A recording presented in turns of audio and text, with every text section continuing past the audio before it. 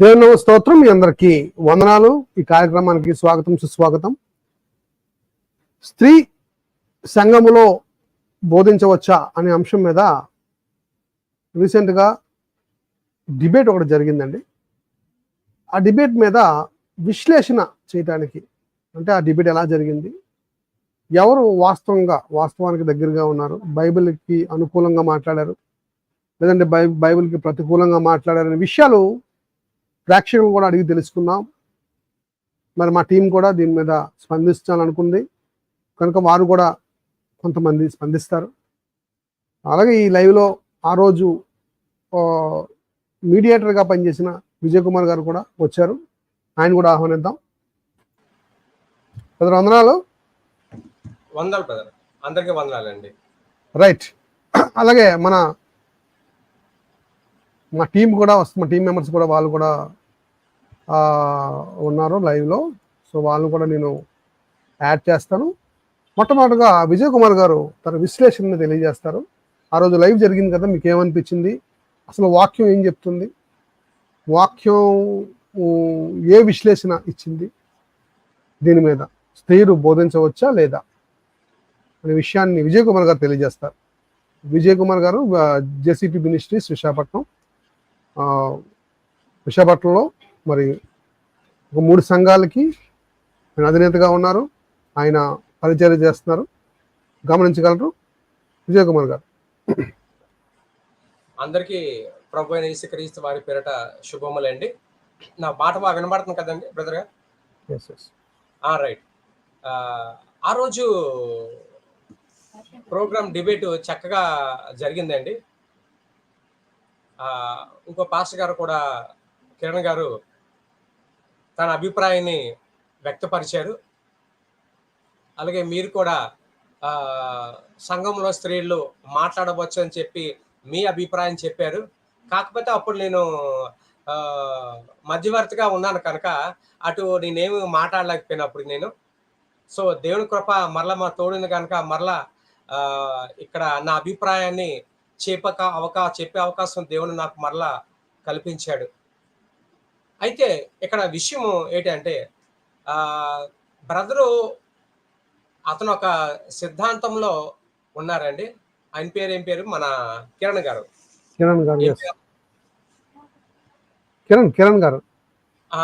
Pastor Kiran గారు ఏమో ఏమిటండి, స్త్రీలు సంఘములో మాట్లాడకూడదు, అంటే ప్రవచించవచ్చు, భాషలు చెప్పచ్చు, పరిచర్య చేయొచ్చు, ఏమిటండి ఏమైనా చేయొచ్చు, సంఘంలో వాయిద్యాలు వాయించవచ్చు, పాటలు పాడచ్చు, అన్నిటికీ పర్మిషన్ ఉంది. కానీ వాక్యం చెప్పడానికి మాత్రము ఆమెకి, స్త్రీకి అర్హత లేదు అనే పాయింట్ మీద ఆయన నిలబడిపోయారు అలాగన. సో ఉన్న ఇప్పుడే మన డిబేట్కి వెళ్తున్నప్పుడు ఇప్పుడు నా ఉద్దేశాన్ని నేను చెప్పడం మాత్రమే కాదు, అవతల వ్యక్తి చెప్తున్న విషయాల్లో వాస్తవం ఉందా లేదా అన్న కూడా మనం కొద్దిగా ఆలోచించాలి. ఏంటండి? రైట్. అయితే ఇప్పుడు ఆ విషయాన్ని పక్కన పెడితే, నాకు మన జరిగిన డిబేట్ బట్టి నాకు ఇంతకు ముందు నుంచే నేను నేర్చుకున్న బైబిల్ విషయంలో కానివ్వండి, ముందు నుంచి నేను సేవ పెట్టినప్పటి నుంచి కాని సందర్భంలో కూడా నాకైతే నా అభిప్రాయం అయితే ఒకటేనండి. దేవుడు ఆదాముని చేసిన తర్వాత ఏమిటండి, చాలా మంది ఏం చెప్తున్నారంటే, ఆదాముని చేసిన తర్వాత అవ్వమ్మ ద్వారా ఏం జరిగింది, పాపము లోకంలోకి వచ్చింది అంటే అదే మాట పౌలు గారు కూడా చెప్పారు కదా, మొదట అవ్వమ్మే మోసపోయింది, ఆదాము కాదు. కనుక అవ్వమ్మ చాలా తక్కువ, అవ్వమ్మ బట్టే పాపం వచ్చింది, అవ్వమ్మ లేకపోతే అసలు పాపమే లేదు.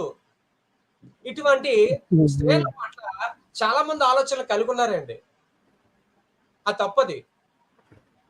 ఎందుకంటే వాక్యం అవ్వమ్మ గురించి చాలా ఉన్నతమైన స్థానాన్ని ఇచ్చింది అవ్వమ్మ గారికి. ఇంకా మిగతా బైబిల్లో గొప్ప స్త్రీలు చాలా మంది ఉన్నారండి. నేను అవందరినీ ప్రస్తావించుకోలేదు, నువ్వు మొదట అవ్వమ్మనే పట్టుకుంటున్నాను. ఏమిటండి, అవ్వమ్మ గురించి బైబిల్ ఏం చెప్పింది? జీవము గల ప్రతి వానికి ఎవరట ఆమె ఏమవుతుంది? తల్లి. ఉమ్. ప్రతి వారికి. మరి అటువంటి ఆమెను పట్టుకొని నువ్వు అర్హత లేదంటున్నావు నువ్వు. ఇంకా ఫ్రాంక్ గా చెప్తున్నాను. ఇంకా బాగా చెప్పాలంటే అవ్వమ్మ గారికి కయ్యేను, ఏబెల్ ఇద్దరు కుమారులు ఉన్నారు. ఏబేలుకి శ్రేష్టమైన అర్పణ అర్పించాలని ఎవరు చెప్పారు? ఆ బోధన ఎవరు చేశారు తల్లిగా ఏబేలుకి?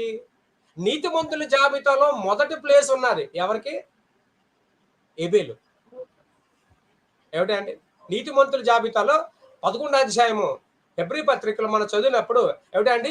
నీతిమంతుల జాబితాలో మొదటి పేరు కనబడతది. ఏబేలు చేసిన మంచి అర్పణం బట్టి. సో ఆ క్యారెక్టర్ స్వభావాన్ని ఎవరు చెప్పుంటారు? తల్లి చెప్పితేనే. కాకపోతే ఏమిటండి? ఇక్కడ కయ్యేను విషయంకి వచ్చినప్పటికల్లా అతను అసూయను తట్టుకోలేకపోయాడు. కనుకనే అతను అలా పాడైపోయాడు. ఇతను విన్నాడు కనుకనే ఇలాగా ఉండగలిగాడండి. స్త్రీని చేసినప్పుడు దేవుడు ఏమన్నాడు? సాటి అయిన సహకారి అన్నాడు. ఏమన్నాడు? సాటి అయిన సహకారి అనగా పురుషుడికి సూటబుల్ అనా, లేదంటే పురుషుడికి అసిస్టెంట్ చేయమనా, లేదంటే కిందకి సబార్డినేట్ గా ఉండమనా? కాదండి. పురుషుడికి సహాయము అంటే ఈక్వలైజ్డ్ గా దేవుడు చేశాడు. తక్కువగా చేయలేదు దేవుడు చేసినప్పుడు. ఏమిటండి?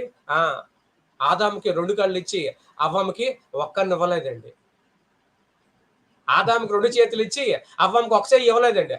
ఆదాముని దేవుడు ఎలా చేశాడు, ఏ ఆకారం ఉన్నాయో శరీరంగా అవ్వమ్మకు కూడా సేమ్ అలాగే ఉన్నాయి.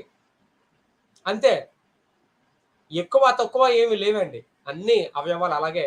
2 కిడ్నీలు, ఒక గుండె, ఒక మెదడు, అందులో ఏ మార్పు లేదు. ఇన్‌ఫాక్ట్ సైకాలజీ ఏం చెప్తారో తెలుసా మీకు? సైకాలజీ వాళ్ళు ఏం చెప్తారో తెలుసా?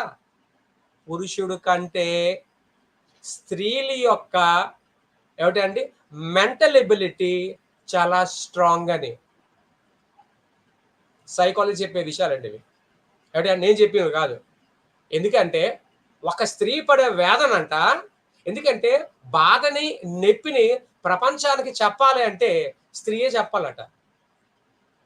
ఎందుకంటే ఆ పేషెన్స్, ఆ తట్టుకునే బాధ స్త్రీకే బాగా తెలుసు పురుషుడి కంటే. ఎందుకంటే పౌలు కూడా తన పత్రికలో రాస్తే ఏమంటాడు? నేను సంఘము గురించి ప్రసవ వేదన పడుతున్నాను అంటాడు. ఎందుకు ఆ పదాన్ని ఎందుకు వాడాడు? ఎందుకంటే మోస్ట్ డేంజరస్ ఏమిటండి? పెయిన్ ఏమైనా ఉందా అంటే అది ఏమిటండి? కేవలము పురుటి నొప్పులు అని చెప్తారు. ఏమిటండి? సో అటువంటి పెయిన్ తట్టుకోగలిగింది. ఏమిటంటే ఎందుకంటే దేవుడికి తెలుసు స్త్రీ యొక్క కెపాసిటీ ఏంటి అనే విషయాన్ని. అందుకే దేవుడు ఏమిటండి వాక్యం మా సామెత గ్రంథంలో ఒక మాట చెప్పబడుతుంది. ఏమిటండి? జ్ఞానవంతురాలు ఏం చేస్తుందట? తన ఇల్లును కట్టుకుంటుందంటే. ఎందుకంటే ఇన్ని ఎబిలిటీస్ మీకు అవన్నీ ఎందుకు చెప్తున్నానంటే స్త్రీ యొక్క ఏమిటండి ఒక మ్యానుఫ్యాక్చర్, లేదంటే స్త్రీ యొక్క దేవుడు చేసే విధానము అపూర్వము, అద్భుతమండి. సంఘాలని కట్టడానికి, కుటుంబాలను కట్టడానికి ఆ బాధ్యత దేవుడు ఎవరికి పెట్టాడండి? స్త్రీకి కూడా పెట్టాడు. మొన్న చెప్పాను అదే మాట. రోమపత్రిక వెళ్ళినప్పుడు ఏమిటండి 16వ అధ్యాయంకి వెళ్ళినప్పుడు మరి ముఖ్యం ఎంతమంది అవసరం, ఒక్క ప్రిస్కిల్లని తీసుకోండి. అందరిని వద్దు, ప్రిస్కిల్లని తీసుకోండి. ఏమిటండి? ఆమె విద్వాంసుడికి అపోలో గారికి ఏం చేసిందండి?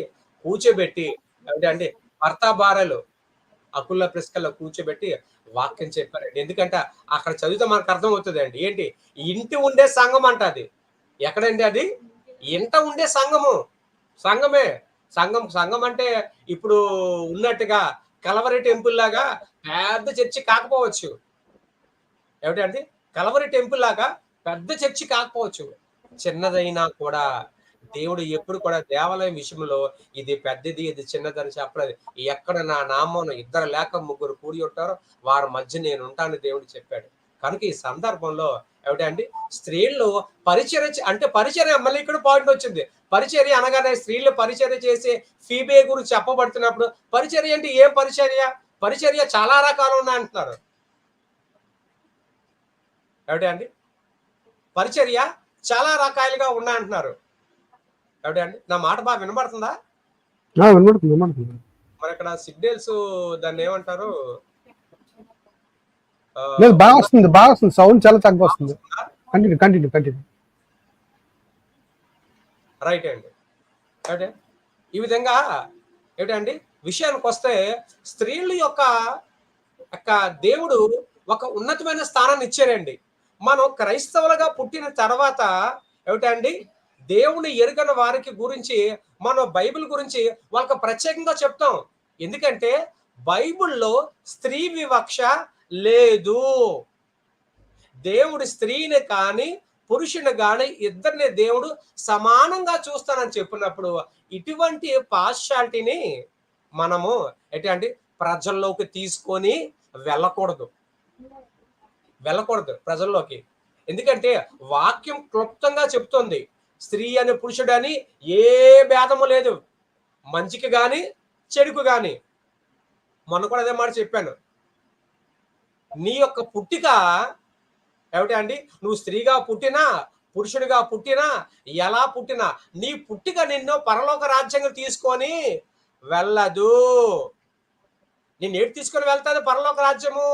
భూమి మీద నువ్వు ఇవాళ స్త్రీగా పుట్టినా పురుషుడిగా పుట్టినా నువ్వు ఎలా బ్రతుకుతావు ఈ భూమి మీద, నీ పరిచయం ఎలా చేస్తావు? నిజంగా స్త్రీ మాట్లాడకూడదని అనుకుంటే అసలు యేసయ్య ఎప్పుడు చెప్పేసేవాడు అండి, అమ్మ స్త్రీలను ఎవరు దేవాలయంలోకి రానవ్వద్దు. ఏం చేయండి? దేవాలయం బయటను బోర్డు పెట్టేసి ఏంటండి, స్త్రీలు ఎవరు కూడా దేవాలయం రావద్దు, కేవలం పురుషులకే ప్రవేశము అని చెప్పేసేవాడండి. కానీ అలా చెప్పలేదే, దేవాలయంకి రమ్మన్నాడు. పురుషులు బలహీనలైనప్పుడు, పురుషులు ఏంటండి బలహీనలైనప్పుడు స్త్రీలు లెగిసి ఆ పాత్రని పోషించాలి. ఎందుకంటే ఇక్కడ మనం అనుకుంటాం ఏసే దగ్గరకు ఒకళ్ళు అలాగే వచ్చారు. ఏమిటండి ఒక ఆమెకు ఒక భర్త ఉండేవాడు, ఆ భర్త చనిపోయిన తర్వాత ఏమిటంటే కంటిన్యూస్ గా 5 భర్తలో చనిపోయిన తర్వాత రేపొద్దున పరలోక రాజ్యం వెళ్ళిపోయిన తర్వాత ఆమె ఎవరికి భార్య అవుతుంది? ఏమిటండి ఎందుకంటే మనుషుల మధ్యలో ఏంటంటే వారి మనసులో ఏంటి, ఎక్కడ మేము పురుషులమి స్త్రీల్ని అణిచివేస్తున్నాం కదా, అక్కడికి వెళ్ళాక కూడా ఏమవుతుంది, మేమే డామినేట్ గా ఉంటాము అనుకుంటున్నారు. కానీ దేవుడికి స్త్రీ అని పురుషులని అసలు దేవుని యొక్క రాజ్యములో లింగ భేదాలే ఉండవు. ఏమిటండి కొరింథీ పత్రిక 15వ అధ్యాయం కలిత పౌలు గారు వివరణ ఇస్తూ ఉంటాడు ఇదే సందర్భం గురించి. ఏమిటండి ఒకరు చనిపోయిన తర్వాత వారు ఎట్టి శరీరంతో లేపబడతారు అని అడిగినప్పుడు, ఓ అవివేకి, నువ్వు విత్తినది ఏమిటండి నువ్వు గోధుమ గింజ అయినా కూడా అది మరి ఏ గింజ అయినా కూడా వట్టి గింజనే విత్తుతున్నావు, పుట్టబోయే శరీరాన్ని నువ్వు దాన్ని విత్తటం లేదు. కనుక అక్కడ పరలోక రాజ్యములో అందరూ ఒకేలాగా ఉంటారు. అక్కడ శరీరాలు ఉండవు, ఆత్మ మాత్రమే దినదినము ఆయన మహింపరుస్తూ ఉండేవారు. కనుక అక్కడ దేవుడు సమానం చూసిన దేవుడు ఎక్కడ వివక్ష ఉంటుందంటే ఎలా నమ్ముతావు? అయితే మన డౌట్ అలా ఏంటంటే ఆ కొరింథీ పత్రిక ఏమిటంటే 1 కొరింథీలోని 14వ అధ్యాయం 34వ వచనములో పౌలు చెప్పిన సందర్భం, అలాగే తిమోతి పత్రిక 2వ అధ్యాయంలోని ఏమిటండి 11వ వచనం నుంచి 14వ వచనం చెప్పిన సందర్భాలు మాత్రమే పట్టుకుంటున్నారు. దేవుని పిల్లారా, మీకు అందరికీ ఎవరు వింటున్నారు విన్న వరకు క్లియర్ గా చెప్తున్నాను. ఒక్కొక్క సంఘంలో ఏమిటండి ఒక్కొక్క సేవకుడు వాళ్ళకి పూర్తిగా రైట్ ఉంటుంది సంఘం మీద కొన్ని నియమాలు పెట్టడానికి. నా మాట మీకు అర్థం అవుతుందా? కొంతమంది సంఘంలో ఏమిటండి పిల్లలు ఎక్కువ ఉన్నారు అనుకోండి, బాగానా పాస్టర్ గారు ఏం చెప్పారు సంఘంలోని, పిల్లలందరూ ఎలా ఉండండి, మౌనంగా ఉండండి, ఎవరు గోల్ చేయద్దు, అసలు పిల్లలు నోరెత్తే హక్కు లేదు అంటారు. ఇంకో సంఘంలో పాస్టర్ గారు ఏం చేస్తారు, పిల్లలు బాగుంటారు అనుకోండి, అమ్మ మీరు లేకండి అమ్మ, పిల్లల వాక్యం చెప్పండి అంటారు. ఇంతకీ ఇప్పుడు పిల్లల వాక్యం చెప్పచ్చా, పిల్లలు దేవుని పనుల్లో పాల్గొవచ్చా, లేదా మౌనంగా ఉండాలా పిల్లలు? సంఘాన్ని నడిపించడం అనేది దేవుడు సేవకుడు పెట్టిన బాధ్యత. కనుక సేవకుడికి నిర్ణయాల పట్ల పూర్తి అధికారం ఉంటుంది. అలాగే సంఘములో కొరింథీ పత్రికలో అక్కడ జరుగుతున్న పరిస్థితులను బట్టి నిర్ణయాలు, కట్టడాలు ఏమిటండి కొన్ని తీసుకునే అర్హతలు ఎవరికి ఉంటాయి? పౌలు గారికి ఉంటాయి. అలాగా ఏ సంఘములో బట్టి ఆ సేవకులకి, ఎందుకంటే దేవుడు ఆ మందరం గురించి దేవుడు ఏం చేస్తాడు? సేవకుల్ని లెక్క అడుగుతాడు. కనుక వాళ్ళని భయభక్తుల్లో పెంచడానికి సేవకుడు కొన్ని నిర్ణయాలు తీసుకోవాలి. కొందరు మాట్లాడమని చెప్పాలి, కొందరిని మౌనంగా ఉండమని చెప్పాలి. అదే పద్ధతిని పట్టుకెళ్ళి ఏమిటండి అన్ని సంఘాలలోనూ మనము పెట్టకూడదండి. అది అప్లై చేయకూడదు. అది ఏ సంఘానికి ఆ సంఘానికే. ఏమిటండి ఆ స్త్రీలలో పౌలు గారు కొరింథీ సంఘస్థులు ఆ యొక్క స్త్రీలలో లోపాలని గమనించారు. నచ్చలేదు పౌలు గారికి వారి బిహేవియర్. ఏమిటండి వారికి నచ్చలేదు. ఏమిటండి పురుషుల్ని డామినేట్ చేస్తున్నట్టుగా మాట్లాడడం, ఇక్కడ మాటలు అక్కడ చెప్పడం, అవన్నీ నచ్చలేదు పౌలు గారికి. అందుకే పౌలు గారు ఏం చేశారంటే అండి వెంటనే ఏం చేశారు పౌలు గారు ఇక్కడ? వద్దు అమ్మా, ఆడవాళ్ళు అసలు దయచేసి మీరు మాట్లాడొద్దు. ఏమిటండి ఆ సందర్భము అది అక్కడ స్త్రీలు మాట్లాడొద్దు అని చెప్పారంటే అది అక్కడ సందర్భం. ఏంటండి అంతే తప్ప సువార్త చెప్పొద్దని, వాక్యం చెప్పొద్దని కాదండి. ఎందుకంటే వాక్యం ప్రతి నోటా చెప్పబడాలి. ఇప్పుడు మీరు అనుకుంటూనే సో కాల్డ్ పాస్టర్లు ఎంతో మంది నిలబడాలంటే వారి వెనకతల ఎంతో మంది స్త్రీల యొక్క సువార్త పరిచర్య దాగి ఉంది. దేవుని పిల్లారా, ఎంతో మంది స్త్రీల కష్టం దాగి ఉంది. వినబడుతుందా? నీకు నచ్చినా నచ్చకపోయినా కూడా స్త్రీలు చెప్పారు. మన పుట్టక ముందు కూడా స్త్రీలు బోధించారు. సంఘాలలోని ఎంతో మంది సేవకుల్ని తయారు చేశారు. ఏమిటండి ఇప్పుడు ఎన్ని సంఘాలు లేవండి? కరోనాలో చాలా మంది సేవకులు చచ్చిపోయారు. కరోనాలో చాలా మంది సేవకులు చనిపోయారు. ఏమిటండి చనిపోయిన తర్వాత మరి ఇప్పుడు ఆ సంఘాన్ని ఏమిటండి ఎలాగ మరి ఎవరు నడిపిస్తారు? బాధ్యత కలిగి ఏమిటండి ఎవరో కూలికి పెట్టిన వారు పెట్టిన కూలల్లాగే ఉంటారు కాదు కదా. నా సొంత గొర్రెలు అయితే నేను జాగ్రత్తగా కాపాడుకుంటాను, అవి నావని చెప్పి నా గొర్రెల కొరకు నేను ప్రాణం పెడతాను. అది సేవకులైతే ఏం చేస్తుంది? తన భర్త ఎలాగైతే సంఘాన్ని నడిపించాడో ప్రాణం పెట్టి సంఘాన్ని కాపాడుకుంటుంది. నువ్వు అధికారం లేదంటే ఎలాగవుతుంది?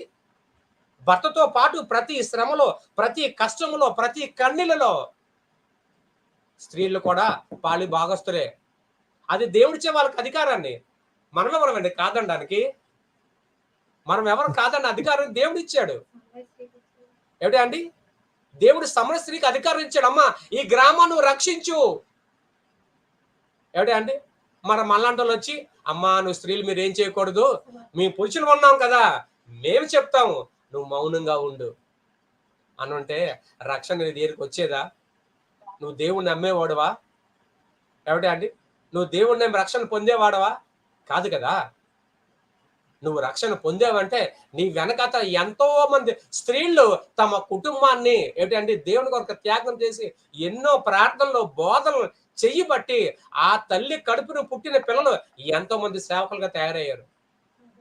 ఇప్పుడు ఆమె ఆ కడుపును పుట్టిన పిల్లలు వేసి స్త్రీలు బోధించకూడదంటే ఎలా ఉందో చెప్పండి.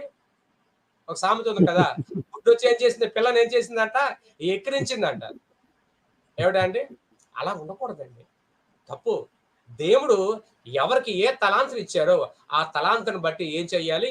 ఖచ్చితంగా వాళ్ళు సువార్తను గాని దేవుడు వారికి ఇచ్చిన పాత్రను వాళ్ళు 100% పోషించాలి. బైబిల్లో ఎంతో మంది యుక్తి కలిగిన స్త్రీల్లో ఉన్నారు. వాళ్ళు ఏం చేసిండే అబేల్ బత్మాయిక స్త్రీ ఏమిటంటే యోవాబు వచ్చినప్పుడు ఏం చేసింది? ధైర్యంగా లెగిసి పట్టణం దగ్గర మాట్లాడింది, తన ప్రజలను కాపాడుకుంది. దెబోరా తన ప్రజలను కాపాడుకుంది. ఒక న్యాయాధిపతిగా ఉండి ఇలా ఒక్కరు కాదు ఎంతమంది. ఇంకా ఎస్తేరు విషయమైతే చెప్పాల్సిన అవసరమే లేదు. ఒక్క పేరుకే ఆడమనిషి అండి, పేరుకే ఆడమనిషి కానీ ఏమిటండి తన జాతిని మొత్తం కాపాడుకుంది. రాణి కాదండి, నేనైతే ఆమె రాజు అని చెప్తాను. ఏమిటండి లింగభేదం ఎందుకండి? ఆమె ఏం చేసింది? యూదులకు ఉన్న అడ్డంగా ఉన్న ప్రతి శత్రుని ఊచకోత కోసిందండి. ఇస్తారు ఏమిటండి ఆవిడకి చెప్పగలమా? అమ్మా నువ్వు బోధించకూడదు చెప్పగలవా? చెప్పే ధైర్యం ఉందా? లేదండి. వాళ్ళ బ్రతుకులు ఎంత గొప్పవి. ఆళ్ళ దేవుడి కొరకు బతికిన సాహసాలు ఈ చేసిన విద్య ఎలాంటివి? ఏమిటండి? అటువంటి స్త్రీల దగ్గరికి వెళ్లి ఏమిటండి? ఎలా బ్రతికారండి వాళ్ళ జీవితాలు? మన జీవితాలతో పోల్చగలమా? అంత గొప్పోళ్ళే అండి. అందుకే నేను చెప్పేది ఒకటే మాట. నీ జీవితము దేవునికి అంగీకారంగా ఉన్నట్లయితే నీ స్థితిని బట్టి ఏమిటండి? ఖచ్చితంగా సంఘములోని నీ పాత్ర అవసరం అంటే, నీ బోధ అవసరం అంటే, నీ పాత్ర అవసరం అంటే ఖచ్చితంగా స్త్రీ బోధించాలి. అలాగని చెప్పి పురుషుడి మీద డామినేట్ చేయకుండా నీ పరిమితిలో నువ్వుంటి ఎప్పుడు నీ పని అవసరమైందో అప్పుడు ఖచ్చితంగా నువ్వు దేవుని పనిలో వాడబడాలి. నువ్వు నేర్చుకున్న దేవునికి ఇచ్చిన తలాంతిని ఏమిటండి స్త్రీ అనే ఒక్క కోణం చూపించి నువ్వు ఆ తలాంతిని మట్టిలో కప్పట్టకూడదు. మట్టిలో కప్పడితే దేవుని లెక్క అడుగుతాడు. నీకు ఇచ్చిన తలాంతిని నువ్వేం చేసావు? మట్టిలో కప్పెట్టావు కనుక దేవుని లెక్క అడుగుతాడు.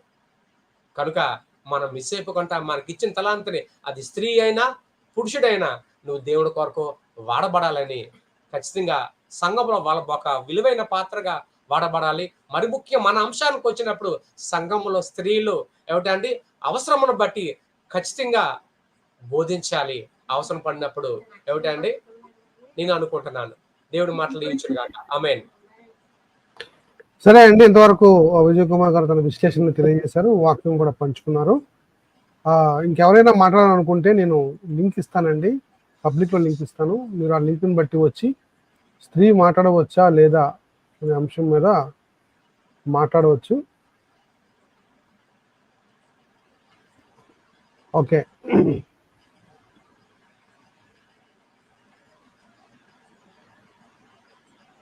వెంకీ ఏమని చెప్తావా?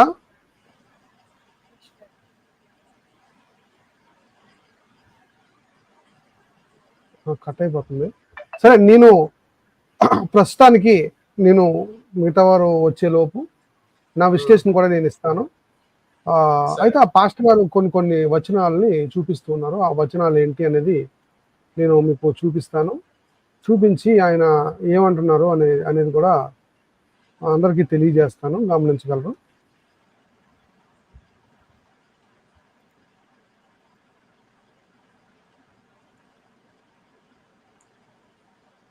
అందరికీ కనబడుతుంది కదండి? ఇప్పుడు కనబడుతుంది కదా? పాస్టర్ గారు ఏమంటారంటే, కొరింథీయులకు రాసిన మొదటి పత్రిక 12వ అధ్యాయము 26వ వచనాన్ని ఆయన ప్రస్తావిస్తున్నారు ఎక్కువగా. 26వ వచనాన్ని ఒకసారి చదువుతాను చూడండి.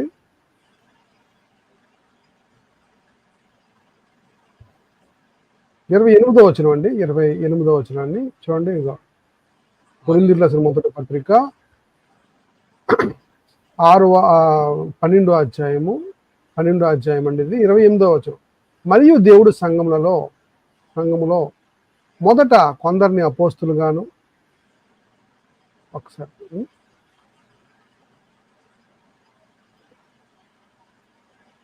కొందరిని అపోస్తులుగాను, పిమ్మట కొందరిని ప్రవక్తలుగాను, పిమ్మట కొందరిని బోధకులుగాను, అటు పిమ్మట కొందరిని అద్భుతాలు చేయువారుగాను, తర్వాత కొందరిని స్వస్థపరచు కృపావరములు గలవారుగాను, కొందరిని ఉపకారములు చేయువారుగాను, కొందరిని ప్రభుత్వములు చేయువారుగాను, కొందరు నానా భాషలు మాట్లాడేవారుగాను నియమించాను. ఇక్కడ చూడండి, ప్రవక్తలు ఉన్నారు, బోధకులు ఉన్నారు. అంటే ప్రవక్తలు వేరేగా, బోధకులు వేరేగా ఉన్నారు కదా. ప్రవక్తలు ప్రవచిస్తారు, బోధకులు బోధిస్తారు కనుక మరి బోధ వేరు, ప్రవచనం వేరు అన్నట్టుగా ఆయన మాట్లాడారండి. నా పాయింట్ ఏంటంటే, దేవుడు కొందరిని ప్రవక్తగా, కొందరిని బోధకులుగా, కొందరిని అద్భుతాలు చేయువారుగా, కొందరిని స్వస్థపరచు వరములు గలవారుగాను, కొందరిని ఉపకారములు చేయువారుగాను, కొందరు ప్రభుత్వములు చేయువారుగాను, కొందరు నానా భాషలు మాట్లాడేవారుగాను నియమించినప్పటికీ వీటన్నిటి ద్వారా దేవుడు తన ఉద్దేశాన్ని తెలియజేయాలనుకున్నాడు. తన ఉద్దేశాలు తెలియజేస్తాను అంటాడు. కావాలంటే చూడండి 7వ వచనం చూద్దాం. 7వ వచనం నుంచి, ఆయనను అందరి ప్రయోజనం కొరకు ప్రతి వానికి ఆత్మ ప్రత్యక్షత అనుగ్రహింపబడుచున్నది. ఆత్మ ప్రత్యక్షత అంటాడు దీన్ని. ప్రత్యక్షత అనే పదం వాడాడు. రెవల్యూషన్, ప్రత్యక్షత, దేవుడి ద్వారా వచ్చే వాక్కు, దేవుడి ద్వారా వచ్చే ప్రత్యక్షత అది ఎలాగుంటుందో చెప్తాడు కిందన. ఎలా అనగా, ఒకనికి ఆత్మ మూలంగా బుద్ధివాక్యము, మరి ఒకనికి ఆత్మను అనుసరించిన జ్ఞానవాక్యమును. పైది వాక్యమే, కిందది వాక్యమే. బాగా గమనించాలి. పైది బుద్ధివాక్యము, కిందది జ్ఞానవాక్యము. చిన్న డిఫరెన్స్ ఉంది అంతే. బుద్ధి జ్ఞాన అనే డిఫరెన్స్ ఉంది, కానీ 2 వాక్యాలే. గమనించాలి. మరి ఒకనికి ఆ ఆత్మ వల్లనే విశ్వాసమును, అంటే విశ్వాసంలో వాక్యం ఉండదా? ఉంటుంది. అసలు స్వస్థతలు ఎందుకు? వాక్యం చెప్పడానికి కాదా?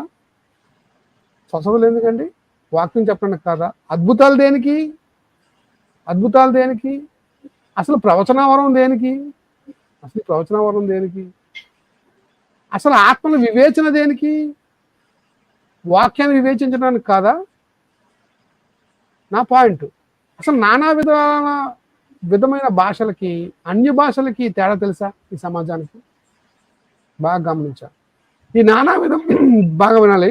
ఇది నానా విధమైన భాషకి, అన్య భాషలకి చాలా డిఫరెన్స్ ఉందండి. గమనించాలి. అది కూడా అది నేను చాలాసార్లు చెప్పాను. నా వాక్యాల్లో, నా ఛానల్స్లో ఉంటాయి, గమనించాలి. మొట్టమొదటిగా అపోస్తులు మరి బోధ చేసినప్పుడు, అక్కడ అపోస్తుల కార్యాల్లోకి వెళ్ళిపోదాం ఒకసారి. అపోస్తుల కార్యాల్లో 2వ అధ్యాయము, పరిశుద్ధాత్మ దేవుడు వాళ్ళ మీదకి వచ్చిన తర్వాత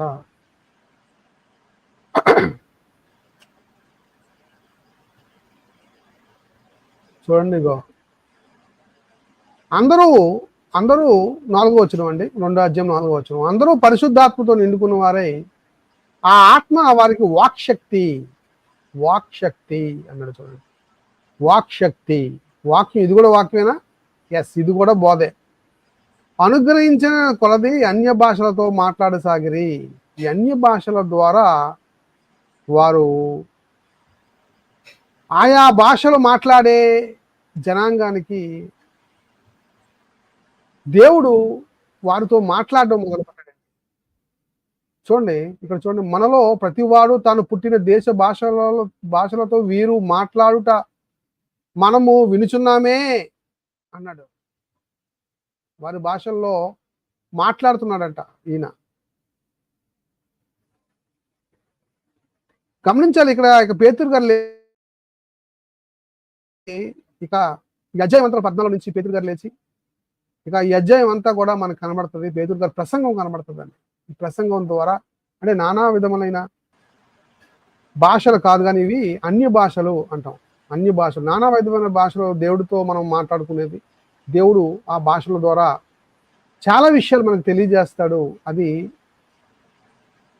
దేవుడు ఆత్మ ద్వారా ఇచ్చే వరాలు, ఆత్మవరాలు అంటాం మనం. దాన్ని ఆత్మవరాలు అంటాం మనం. గమనించాలి, తేడా చాలా ఉంది, అది కూడా మీరు గమనించాలి. మొత్తానికి దేవుడు ఏం చేయాలనుకుంటున్నాడంటే, ఎఫెసీ పత్రిక 3వ అధ్యాయము 8వ వచనం చూస్తే చూడండి, దేవుడు మన ప్రభువైన క్రీస్తు యేసునందు చేసిన నిత్య సంకల్పం చొప్పున పరలోకములో ప్రధానులకును అధికారులకును సంఘము ద్వారా తన యొక్క నానా విధమైన జ్ఞానము ఇప్పుడు తెలియబడవల్లని ఉద్దేశించి శోధింప సఖ్యము కాని ఏమండి క్రీస్తు ఐశ్వర్యమును అన్ని జనులలో ప్రకటించుటకు సమస్తమును సృష్టించిన దేవుడి యందు పూర్వకాలము నుండి మరుగై ఉన్న ఆ మర్మమును గూర్చిన ఏర్పాటు ఎట్టిదో, మీకు అర్థమైందా? గృహ నిర్వాహకత్వము ఎట్టిదో అందరికీ తేటపరచుటకు అంటున్నాడు. నానా విధమైన జ్ఞానము సంఘము ద్వారా బయటకు రావాలి. ఇది ఎలా రావాలి? మొట్టమొదటగా అపోస్తుల కార్యాల ద్వారా అన్య భాషల ద్వారా వచ్చింది. తర్వాత పరిశుద్ధాత్మ దేవుడి వరాలు ద్వారా, ప్రత్యక్షత ద్వారా, బుద్ధువాక్యము, జ్ఞానవాక్యము, అలాగే చాలా అద్భుతాలు, ఆశ్చర్యకార్యాలు జరగడం వలన, అలాగే దేవుడు కొందరిని అపోస్తులుగాను, కొందరిని ప్రవక్తలుగాను, కొందరిని బోధకులుగాను నియమించడం ద్వారా, ఇలా మనం చూస్తే దేవుడి ఉద్దేశం అంతా కూడా తెలియపరచబడటానికి. అపోస్తుల కార్యాలు 28వ అధ్యాయం మనం చూస్తే 20వ వచనం చదువుతున్నాం చూడండి. మరియు ప్రయోజనకరమైనది ఏదియు దాచుకొనక బహిరంగంగాను ఇంటింటాను మీకు తెలియజేయచ్చు అనే పదం వాడతాడు. ఇంకొంచెం కిందకి వెళ్తే ఇక్కడ ఉంటుందండి, జాగ్రత్తగా గమనిస్తే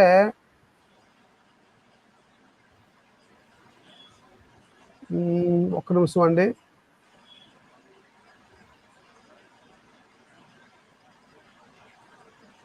ఇరవై 28వ వచనమా, ఒక్కసారి ఇక్కడ చూడండి. ఇగో దేవుని 27వ వచనం అండి. దేవుడి సంకల్పం అంతయు మీకు తెలపకుండా నేనేమీ దాచుకొనలేదు. దేవుని సంకల్పము, ఈ దేవుని సంకల్పం అంటే బోధ. దేవుని సంకల్పం అంటే బోధ. అది నానా విధమైన జ్ఞానములా సంఘము ద్వారా బయటకు వచ్చింది. మొట్టమొదటగా అన్య భాషల ద్వారా వచ్చింది. తర్వాత పరిశుద్ధాత్మ దేవుడు వరాల ద్వారా, దేవుడు అద్భుతాలు చేయడం ద్వారా, కొందరిని నియమకము చేయడం ద్వారా, ప్రవక్తలుగా నియమించడం ద్వారా, కొందరిని అపోస్తులుగా నియమించడం ద్వారా, కొందరిని బోధకులుగా డైరెక్ట్గా నియమించడం ద్వారా వచ్చింది. గమనించాలి. అంటే దేవుని యొక్క సంకల్పము, దేవుని యొక్క సంకల్పము. ఈ దేవుని యొక్క సంకల్పము అందరూ చెప్పాలి. అందరూ మీద ఆత్మ వర్షము కురిసింది అని మనం గమనించాలి. ఆత్మ వర్షం కురిసిందని మనం గమనించాలి. పరిశుద్ధాత్మ అందరినీ ప్రేరేపించాను. అందుకే స్త్రీలు కూడా ప్రవచించారు. అందుకే నీకు అది కూడా చూపించాను. కన్యకులు ప్రవచించారని రెఫరెన్స్ నేను చూపించాను. అలాగే ముసుగు వేసుకున్నప్పుడు, ప్రార్థనలో కూర్చున్నప్పుడు, వారు ప్రవచిస్తున్నప్పుడు ముసుగు వేసుకోవాలి అని చూపించాను. అంటే ప్రవచనం చెప్పడం కూడా ఒక ప్రత్యక్షత.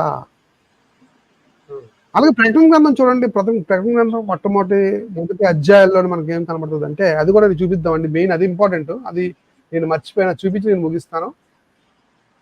ఒక్కసారి చూడండి. ప్రకటన గ్రంథము నేను చూపిస్తాను చూడండి. ప్రకటన గ్రంథంలో ప్రత్యక్ష కోసం మాట్లాడుతున్నాడు. మొదటి అధ్యాయము నేను చూపిస్తున్నాను, జాగ్రత్తగా వినాలి.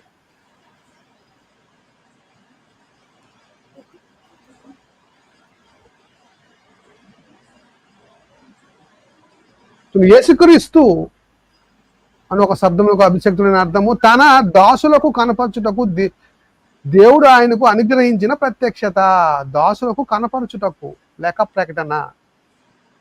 ఫుట్నోట్లో విషయాలు కూడా ఇందులో రాసి ఉంటాయండి. అందుకోసమే నేను అది కూడా చదువుతున్నాను. ఓకేనా. ఈ సంగతులు త్వరలో సంభవింపనై ఉన్నవి. ఆయనను తన దూత ద్వారా వర్తమానం పంపి తన దాసుడైన యోహానుకు వాటిని సూచించెను. అతడు దేవుడు వాక్యమును గూర్చి, యేసుక్రీస్తు సాక్ష్యమును గూర్చి తాను చూచినంత మట్టుకు సాక్ష్యం ఇచ్చిచుండెను అని ఉంది. గమనించండి. ఇక్కడ ప్రత్యక్షత అనే పదానికి దేవుడు వాక్యమును గూర్చి, యేసుక్రీస్తు సాక్ష్యమును గూర్చి. అందుకే ప్రకటన గ్రంథం 19వ అధ్యాయము 10వ వచనంలో ఏముంటుందంటే, యేసుక్రీస్తు సాక్ష్యమే ప్రవచన సారము అంటాడు. అంటే ప్రవచన సారం, యేసుక్రీస్తుకు సంబంధించిన సాక్ష్యం అట ప్రవచన సారము అని 19వ అధ్యాయం 10వ వచనం. అది కూడా మీకు చూపిస్తాను. ఇక్కడ చూడండి. యేసును గూర్చిన సాక్ష్యము ప్రవచన సారమని అని అర్థం. యేసును గూర్చిన సాక్ష్యమే ప్రవచన సారము అనే పదం వాడాడు. అంటే ప్రవచనం అంటే ఏమీ కాదు, క్రీస్తుకి సంబంధించిన సాక్ష్యము, క్రీస్తు యొక్క మర్మము, క్రీస్తు అనుగ్రహించిన జ్ఞానము, అది బోధ. స్త్రీలు ప్రవచించవచ్చు అని ఎప్పుడైతే మీరు అంగీకరించారో ఆటోమేటిక్ గా మనకి ఏమర్థమవుతుందంటే స్త్రీలు బోధించవచ్చు స్త్రీలు కూడా అని మనం చాలా క్లియర్ గా బైబిల్ సూచిస్తుందండి. అక్కడి నుంచి మనం ఇంకా డైరెక్ట్గా మనం డైరెక్ట్ అయిపోవచ్చు అనమాట. స్త్రీలు బోధించవచ్చు అని మనం ఫిక్స్ అయిపోవచ్చు. ఎందుకు? ప్రవచనం వెనక ఏముందంటే బోధ ఉంది. అపోస్తులు వెనక అపోస్తులు బోధ ఉంది. అపోస్తులు ఎందుకున్నారు? బోధ చేయడానికి ఉన్నారు. గమనించండి. ప్రవక్తులు ఎందుకున్నారు? వాళ్ళు బోధ చేయడానికి ఉన్నారు. బోధకులు కూడా సపరేట్గా ఉంచాడు దేవుడు. వాళ్ళని కూడా వాళ్ళు బోధించాలి. అసలు ఒక అద్భుతం ఎందుకు చేయాలి? చేసిన తర్వాత బోధించాలని అర్థం చేసుకోవాలి. కనుక ఇవన్నీ మనం కన్సిడర్ చేస్తే అందరూ బోధించాలి. అక్కడ ఎందుకు చెప్పాడు? అసలు అక్కడ కొరింథీ పత్రిక 14వ అధ్యాయంలో ఎందుకు సందర్భానుసారంగా మనం బైబిల్ అర్థం చేసుకోవాలి. ఎందుకు అక్కడ మౌనంగా ఉండమన్నాడు? అక్కడ తిమోతి దగ్గర ఎందుకు మౌనంగా ఉండమన్నాడు? ఆల్రెడీ నేను డిబేట్లో చెప్పాను.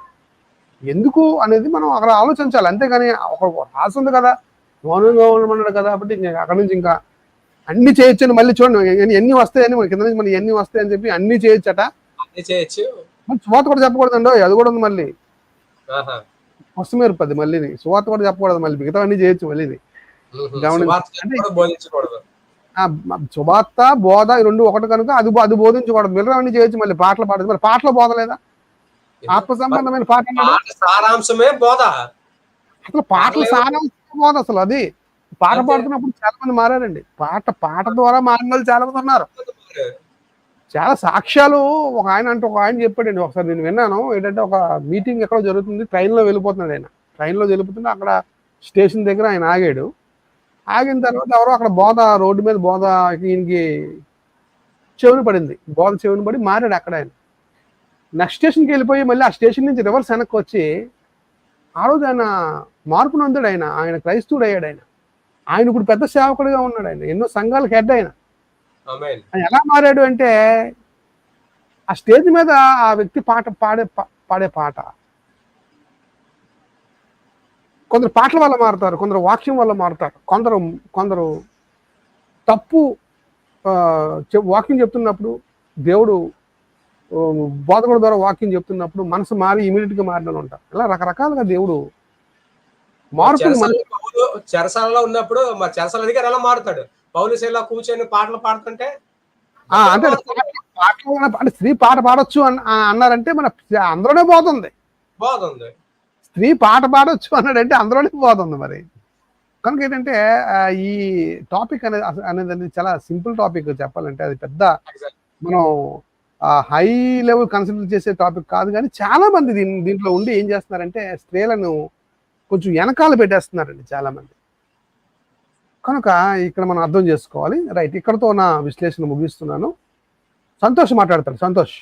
ఇక్కడ విషయం ఏంటంటే జాన్ గారు, ఇక్కడ సంఘాలలోని ఒక ముద్ర వదిలేస్తున్నారండి.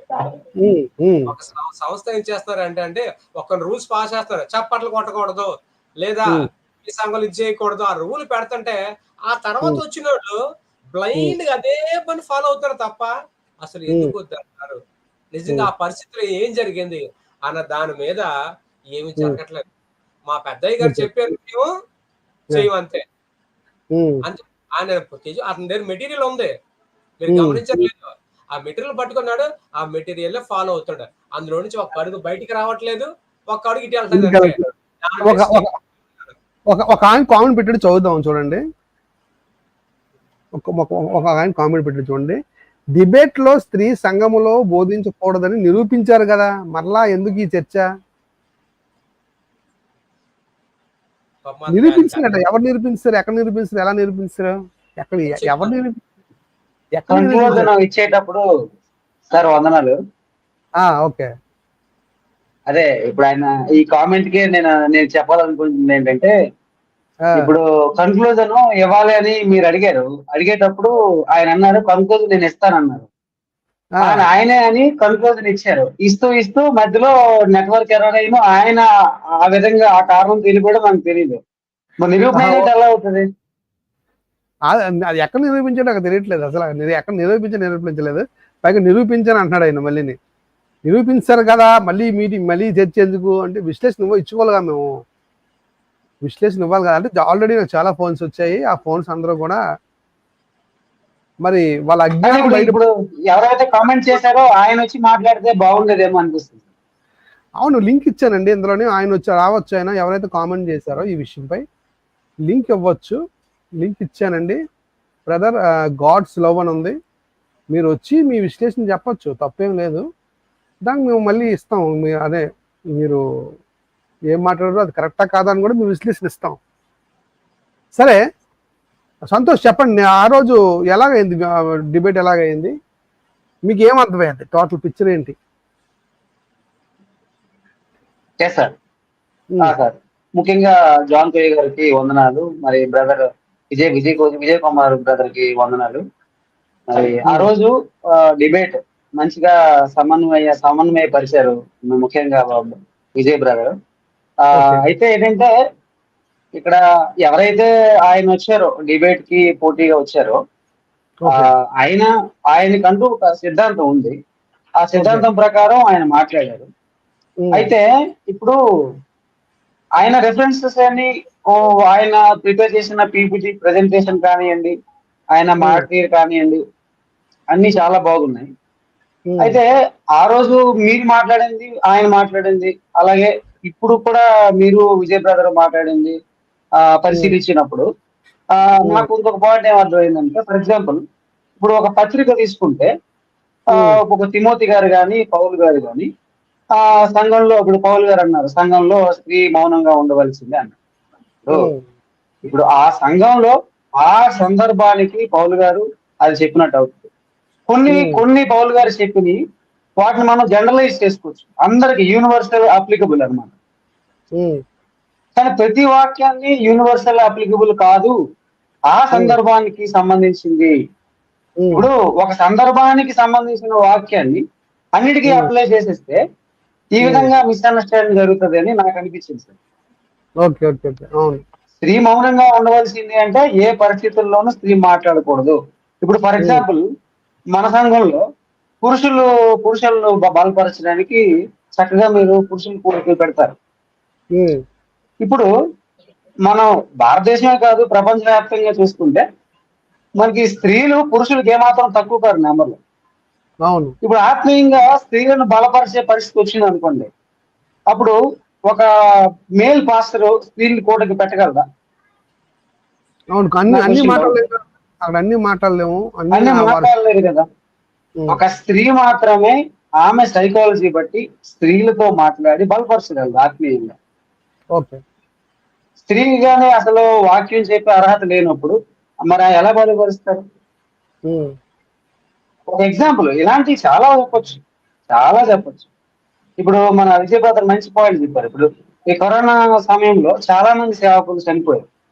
మరి ఆ సంఘాలన్నీ ఏమవ్వాలి?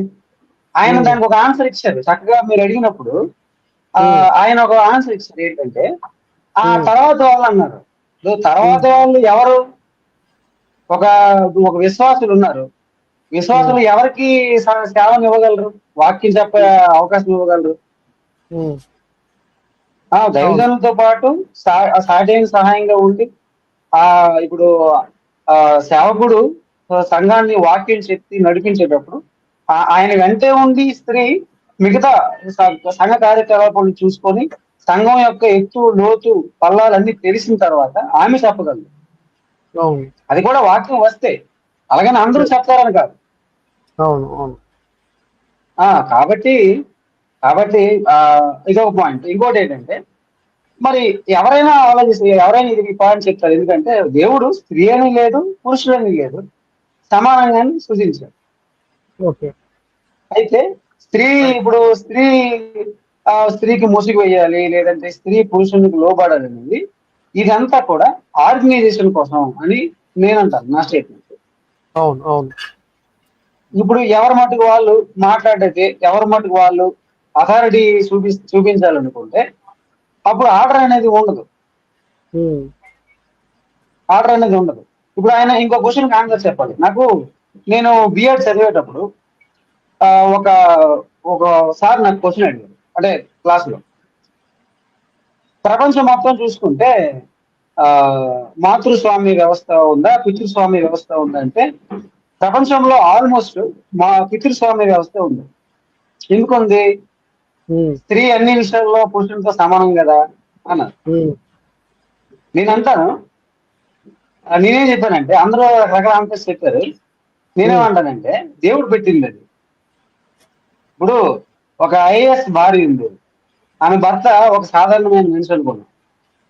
ఒక ఐఏఎస్ ఆఫీసర్ గా, కలెక్టర్ గా ఆమె అధికారాలు చూపించి ఇంటికి వచ్చి భర్తను గౌరవిస్తుంది. అది దేవుడు పెట్టింది. కానీ దాన్ని వాక్యం చెప్పడానికి, సేవకురాలుగా అవడానికి లింక్ చేయకూడదు.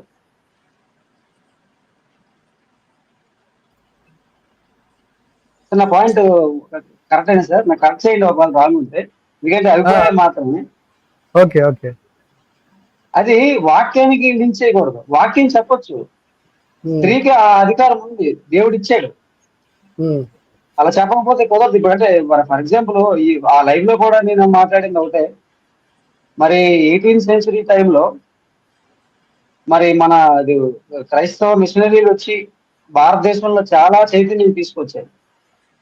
ఒక స్త్రీకి భారతదేశంలో ఈ హిందుత్వంలో ఉన్న ఈ మూఢ విశ్వాసాల వల్ల స్త్రీ చాలా చాలా అవమానాలు భరించింది. విద్య లేదు, ఇతంతో పునర్వివాహం లేదు, బాల్య వివాహాలు ఉండేవి, సతీ ఉండేది, తర్వాత ఇలా చాలా రకాల దురాచరణలు ఉండేవి.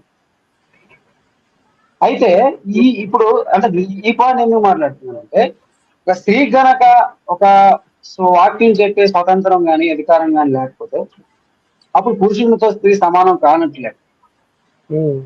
అలా కానప్పుడు బైబిల్ స్వతంత్ర భావాల్ని ప్రపంచానికి ఎలా చెప్పుంటది?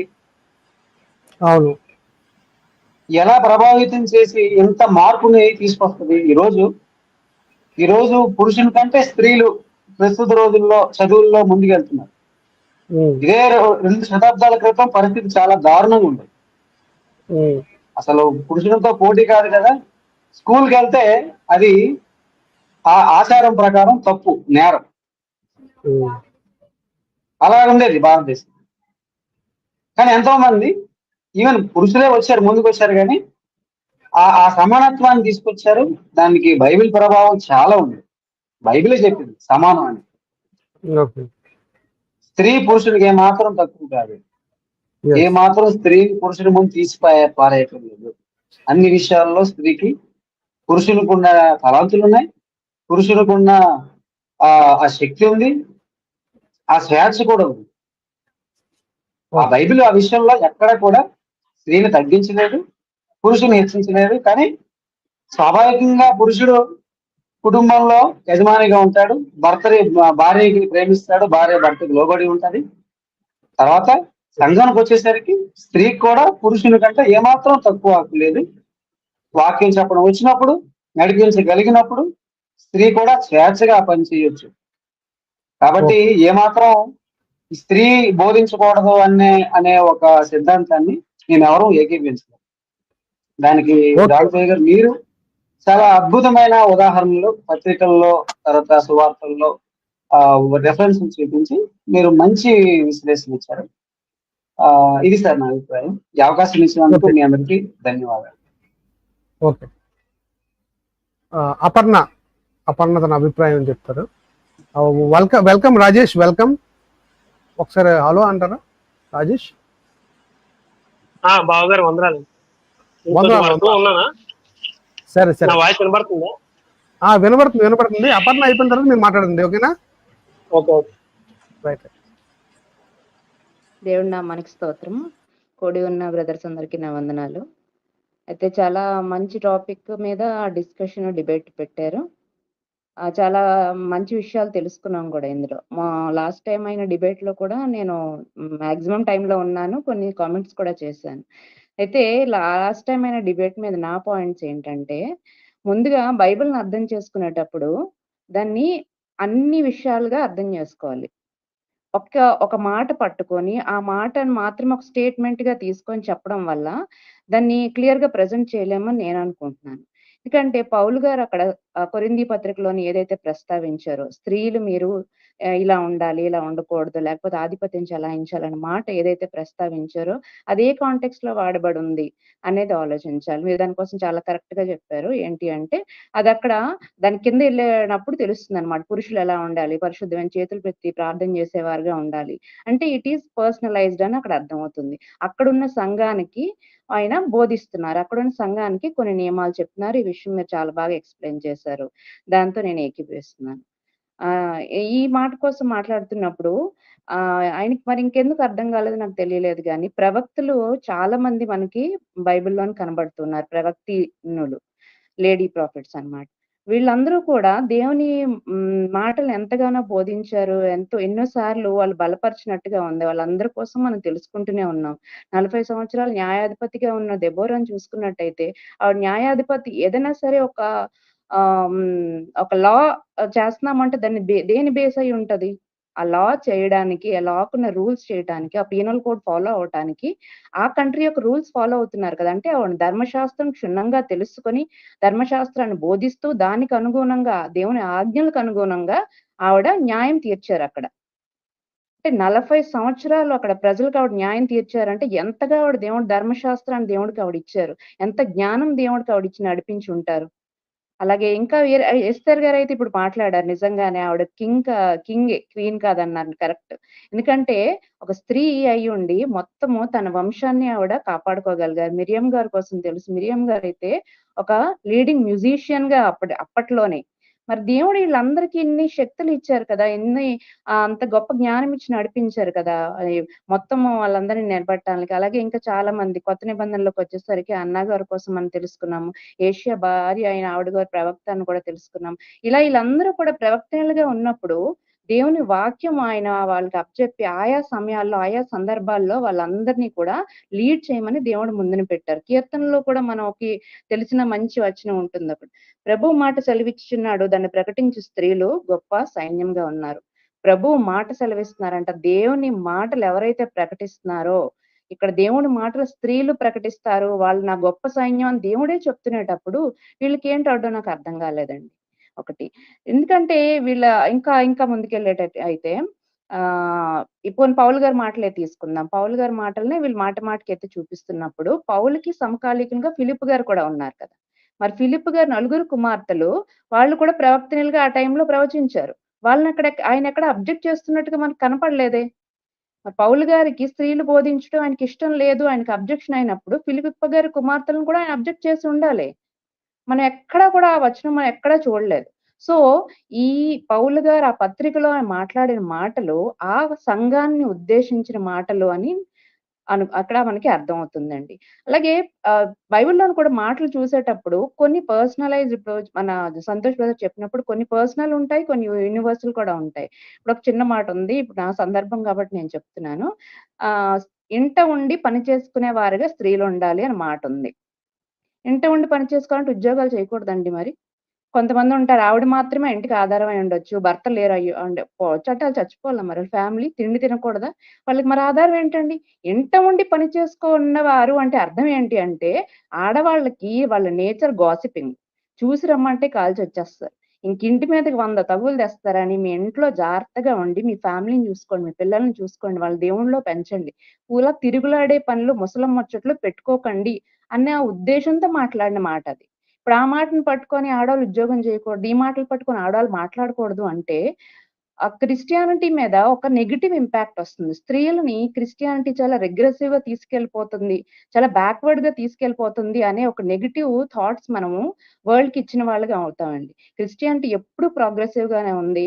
మరి మన సంతోష్ చెప్పినట్టుగానే నిజంగానే అంత ప్రోగ్రెసివ్‌గా ఉంది కాబట్టే వాళ్ళు భారతదేశంలోని ఏన్షియంట్ టైమ్‌లో ఉన్న మొత్తం సతీ లాంటి ప్రాక్టీసెస్ అన్నిటిని కూడా వాళ్ళు అబాలిష్ చేసి ఆడవాళ్ళకి విద్య కావాలి, ఆడవాళ్ళకి సమానంగా ఉండాలి మగవాళ్ళతోని చెప్పి మన దేశాన్ని కూడా చాలా ముందుకు నడిపించగలిగారు. సో, ఒక వాక్యం మనము చదువుతున్నాము అంటే దానికున్న కాంటెక్స్‌ని అర్థం చేసుకొని చదవాలి, అలాగే బోధించాలి అని నా ఉద్దేశ్యం అండి. నాకు ఈ సమయాన్ని ఇచ్చినందుకు వందనాలు. ఓకే అండి. విజయ్ కుమార్ ఏమైనా మాట్లాడతారా? లేదులేండి, చక్కగా సిస్టర్ బాగానే చెప్పారు. సరే రాజేష్ మాట్లాడతారు. దాని తర్వాత వెంకటేష్ మాట్లాడతాడు. రాజేష్ మీరు చూశారు కదా, డిబేట్ చూశారు కదా, మీకు ఏమనిపించింది? మాట్లాడి చాలా దూరం నుంచి మాట్లాడుతున్నారు. మీరు ఏ కంట్రీలో ఉన్నారు? పోలాండ్. పోలాండ్ లో ఉన్నారు. మాసిడోనియాకి మాకు 1 అవర్ జరిగింది. అయితే అందరికీ వందనాలు. బ్రదర్ విజయ్ గారికి, బ్రదర్ జాన్ గారికి, అలాగే లైవ్ లో ఉన్న మన సభ్యులందరికీ కూడా, సిస్టర్ కి అందరికీ కూడా వందనాలు. అయితే ముఖ్యంగా నేను 3 పాయింట్లు మాట్లాడతాను, ఎందుకంటే నాకు ఎక్కువ టైం లేదు, ఎవరైనా వస్తే మళ్ళీ ఇబ్బంది. నేను చూశాను, విన్నాను, 2 గంటలు కూడా ఈ రోజే విన్నాను. నేను మొత్తం లైవ్ పెట్టిన తర్వాత అప్డేట్ చేసిన తర్వాత విన్నాను. ముఖ్యంగా వాక్యం ఏం తీసుకున్నానంటే, స్త్రీలు మౌనంగా ఉండొచ్చు. 1 కొరింథీ పత్రిక 14వ అధ్యాయం వచ్చినంత నాకు ఐడియా లేదు. అయితే అక్కడి నుంచే మన ఒక వాక్యం అయితే స్టార్ట్ అయింది. అయితే 2 వర్గాలుగా మనం ఉన్నాం, ఒకరు మాట్లాడొచ్చు, ఒకరు మాట్లాడకూడదు. ముందుగా మన బ్రదర్ కిరణ్ గారి విషయం తీసుకుంటే, అతను ఒకే విషయం, అంటే ఉదాహరణకి బాలిని నాకు చాలాసార్లు చెప్పారు డిస్కస్ చేసినప్పుడు, ఏమనంటే వాక్యాన్ని నువ్వు ఎలా తీసుకుంటే నీకు అలాగే అర్థం అవుతుంది. అంటే ఒక్క వాక్యాన్ని నువ్వు అలాగా అంటే నీకు కావాలన్నట్టు కూడా చెప్పుకోవచ్చు, వాక్యంలా కూడా చెప్పచ్చు అనే ఒక విషయం నాకు ఇంతకుముందే చెప్పారు. నాకు దాన్ని బట్టి నేను అతని మాటలు బట్టి అయితే నాకు ఆ విధంగా అర్థమైంది. ఎలా అంటే అతను చెప్పాలనుకున్నది ఏంటంటే స్త్రీలు మాట్లాడకూడదు, స్త్రీలు ఎక్కడ కూడా హైప్కి వెళ్ళకూడదు అనే విషయం ఎక్కువగా మాట్లాడుతున్నారు. అంటే స్త్రీలు ఎలా ఉండాలంటే, ఇప్పుడు ఒకప్పుడు భారతదేశంలో స్త్రీల యొక్క పరిస్థితి ఎలాగా, ఇంట్లో నుంచి బయటకు రాకూడదు. ఇప్పటికీ కూడా సౌదీలు అలాగే ఉన్నారు, బీహార్ లో కూడా చాలా కొన్ని ప్రాంతాల్లో కూడా అలాగే ఉన్నారు. స్త్రీలకు ఇంకా స్వాతంత్రం లేదు కొన్ని విషయాల్లో.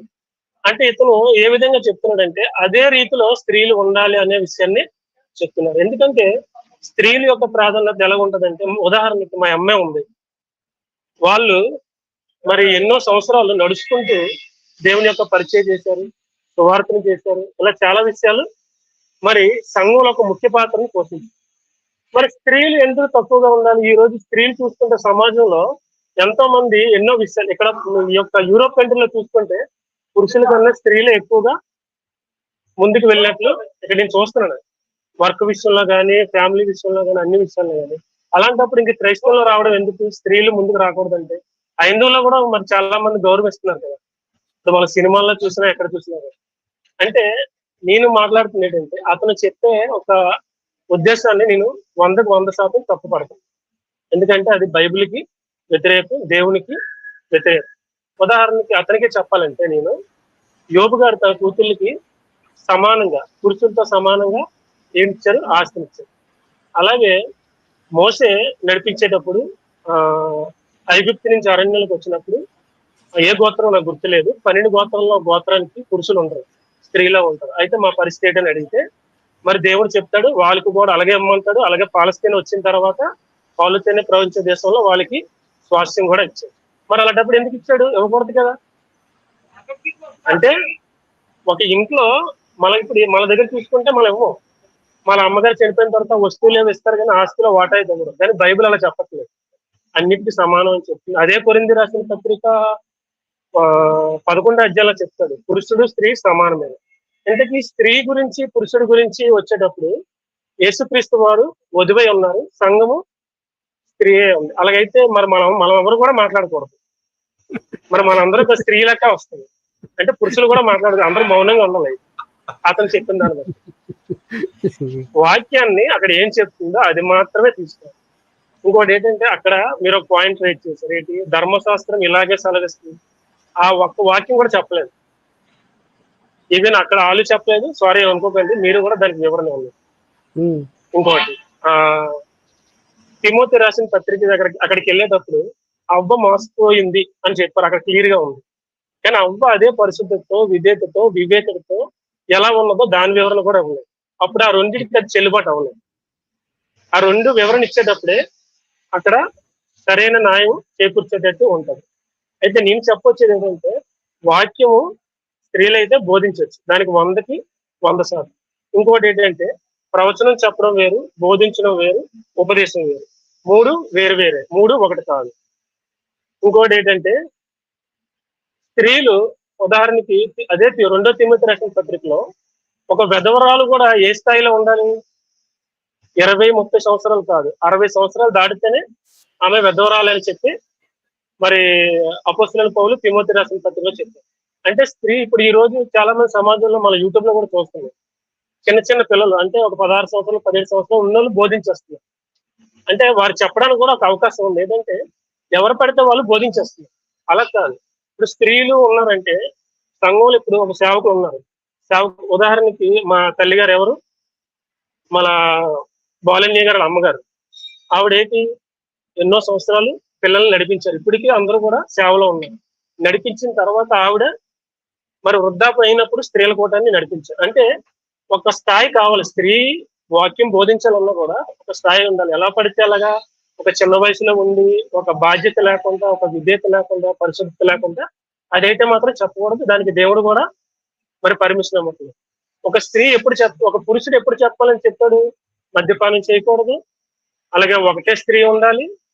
అంటే ఒక దైవజనుడు ఎలా ఉండాలో ఎలాగైతే చెప్పారో ఒక స్త్రీ కూడా తన పిల్లల్ని, తన కుటుంబాన్ని, అలాగే ఒక భర్తకు లోబడి ఇవన్నీ చేసేటప్పుడే వాక్యం బోధించాలని వాక్యం అయితే ఖచ్చితంగా స్త్రీకి ఇచ్చే ఒక అర్హత అయితే ఇచ్చింది. కనుక మరి కిరణ్ గారు చెప్పిన విషయం అయితే నేను మాత్రం వ్యతిరేకిస్తాను. దాన్ని నేను తీసుకోవట్లేదు. అలాగే మరి ఏ వాక్యం మీద అయితే మనం స్టాండ్ అయ్యి చెప్పామో ఆ వాక్యానికి మరి 50% న్యాయం చేసాం, 50% న్యాయం చేయలేదని నేనైతే మాత్రం నా అభిప్రాయం చెప్తాను. దానికి సంబంధించిన వాక్యాలు కూడా ఉన్నాయి. అసలు కొరింథీ రాసిన పత్రికలో స్త్రీ మౌనంగా ఎందుకు ఉండాలని అక్కడ ఆ విషయం ఎందుకు చెప్పాడు అంటే ఒక సందర్భం బట్టి పౌలు అక్కడ ఎందుకు మాట్లాడాడు, అక్కడ తిమోతి దగ్గరికి వచ్చినప్పుడు ఆదాము అవ్వ కోసం ఆ సందర్భం ఎందుకు మాట్లాడాడు, ఈ రెండు కూడా ఒక రెండు సందర్భాలు బట్టి మాట్లాడుతున్నారు. ఎందుకంటే పౌలు మాట్లాడిందంతా కూడా పరిశుద్ధాత్ముడు బోధే, పౌలు బోధ కాదు. మరి పరిశుద్ధాత్ముడు బోధ అంతా కూడా యేసుక్రీస్తు వారి బోధే, యేసుక్రీస్తు వారి బోధ అంతా కూడా తండ్రి బోధే. ఈ ముగ్గురు కూడా ఎవరికెవరు వ్యతిరేకంగా చెప్పరు, ఒకరి బోధ ఒకరు తీసుకొని చెప్తారు. అసలు కొత్త నిబంధనలు మాట్లాడిన మాటలన్నీ కూడా ఎక్కువగా పాత నిబంధనల్ని ఉద్దేశించి చాలా విషయాలు చెప్తుంటారు. అయితే అక్కడ ధర్మశాస్త్రం ఇలా చెప్తుందన్నాడు, అక్కడ కూడా ఒక భావం ఉంది. అలాగే మరి ఆదాము అవ్వ మరి వాళ్ళిద్దరు మోసపోయారు, అదొక విషయం ఉంది. ఆ కిందకు వచ్చేటప్పుడు వాళ్ళ పరిశుద్ధత కూడా ఎక్కడ ఉన్నారో పాత నిబంధనలు అది కూడా తీసి చెప్తే దానికి సరైన న్యాయం చేకూరుస్తుందని నేనైతే అనుకోను. చిన్న వాక్యం దేవుడి గురించి. ఓకే అండి, మరి తన ఉద్దేశాన్ని రాజేష్ చెప్పాడు. ఒక విషయం మాత్రం మనం గమనించాలి. దేవుడి ఉద్దేశం అది ప్రవచనం కావచ్చు, లేకపోతే బోధకులుగా ఉన్న, ప్రవక్తలుగా ఉన్న, అపోస్తలుగా ఉన్న, ఏది ఉన్నా సరే, ఏ వరం దేవుడు ఇచ్చినా సరే దేవుడి ఉద్దేశాన్ని బయట పెట్టడమే, అది కూడా బోధే అని మనం గమనించుకోవాలి. ఫస్ట్ ఆఫ్ ఆల్ మనం గమనించుకోవాలి. వారి ఉద్దేశాన్ని వారు తెలియజేశారు. వెంకటేష్, మీ ఉద్దేశం తెలియజేయండి. అందరికి వందనాలు. బ్రదర్ జాన్కోయ్ గారికి మరియు బ్రదర్ విజయ్ కుమార్ గారికి కూడా వందనాలు. అండ్ నాకు ఆ రోజు జరిగిన డిబేట్ ఏదైతే ఈ స్త్రీల సంఘంలో బోధించవచ్చా అనే కార్యక్రమం చూస్తున్నప్పుడు మొదట బ్రదర్ సతీష్ గారు వివరణ వింటున్నప్పుడు నాకు అర్థమవుతుంది ఏంటంటే, అంటే నేను ఇప్పుడిప్పుడే బైబిల్ జ్ఞానాన్ని మెల్లమెల్లగా నేర్చుకుంటున్నాను, నాకున్న జ్ఞానం పరిధిగానే మాట్లాడుతున్నాను ఈ విషయాలన్నీ కూడా. మొదట ఆయన చెప్తున్న విషయంలో నాకేమనిపిస్తుందంటే కిరణ్ గారి విషయమే. కిరణ్ గారు మాట్లాడుతున్నప్పుడు నాకేం అర్థమైందంటే మొదట్లో బైబిల్లో ఇలాగే ఉంది కదా, ఇలాగే ఉండొచ్చేమో అనిపించింది. మొదటి మాటల్లో ఓకే అంటే నిజానికి ఇలాగే ఉంటుందేమో, నిజంగా ఇది కూడా దేవుడు చెప్పిందే కదా అనిపించింది.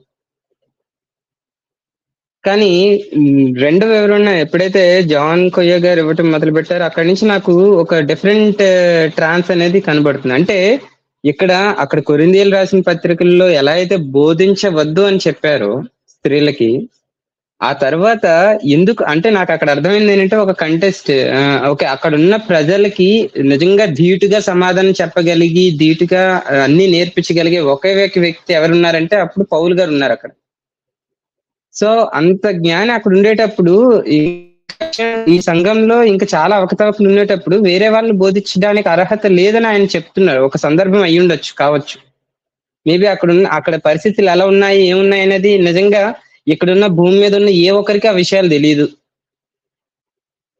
అప్పట్లో జరిగిన ఆ విషయానికి పౌలు గారు ఒకరే కనుక సాక్షి. ఆయన మాటల్లో అక్కడ జరిగిన విషయాన్ని కొంత రాసి పెట్టారు కనుక రిమైనింగ్ చాలా విషయాలు దాని బ్యాక్గ్రౌండ్ లో ఉన్నాయి కనుక అది పూర్తిగా శోధిస్తే తప్ప తెలియదు కనుక ఆ సందర్భంలో అలా చెప్పారు. కానీ నిజానికి అది కాదు అన్న విషయాన్ని తర్వాత మన జాన్ గారి విషయంలో క్లియర్ గా నాకు అర్థమైంది.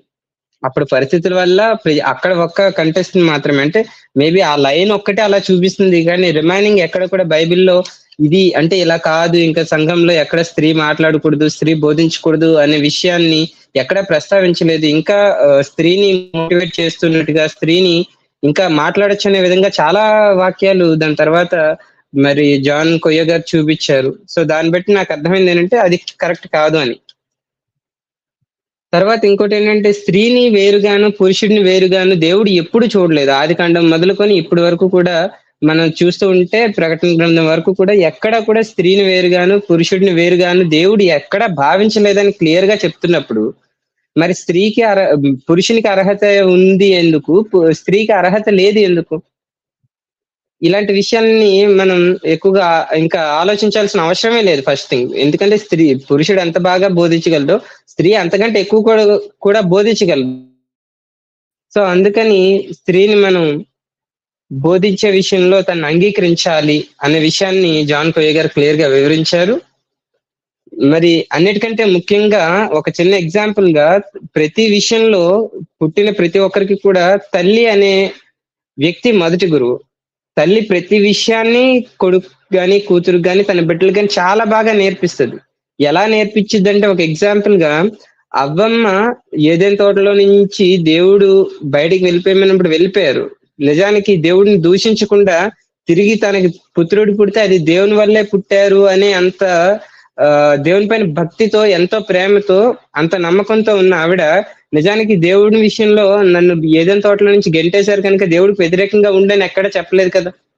ఎంతో విధేయతతో దేవుని మీద నమ్మకంతో ప్రేమతో దేవుని విషయాలను చెప్తూ తన బిడ్డలు పెంచుకుంటూ ఈ రోజు చివరి జనాంగమైన మేబీ మనం కూడా కావచ్చు, ఇంతమందికి కూడా దేవుని ప్రేమను చెప్పేది, దేవుని విషయాలు చెప్పగలిగేది అంత అర్హత ఉన్నది అమ్మే కనుక, అంత అమ్మే మనకి ఇంత విద్య నేర్పుతున్నప్పుడు సంఘంలో స్త్రీ కూడా ఒక అమ్మ మనకి ఎన్నో విద్యలు నేర్పగలిగేది అనే భావన నాకు చివరిగా మరి మీ అందరి మాటల్లో కలిగింది కనుక నేను పూర్తిగా మరి జాన్ కొయ్య గారు చెప్పిన విషయంలో స్త్రీ సంఘంలో మాట్లాడొచ్చు, బోధించవచ్చు అనే విషయాన్ని నేను ప్రగాఢంగా నమ్ముతూ నేను మిమ్మల్ని ఏకీభవిస్తూ ఉన్నానండి. ఇది నా వివరణ అండి. ఈ అవకాశం ఇచ్చిన మీ అందరికీ కూడా ధన్యవాదాలు.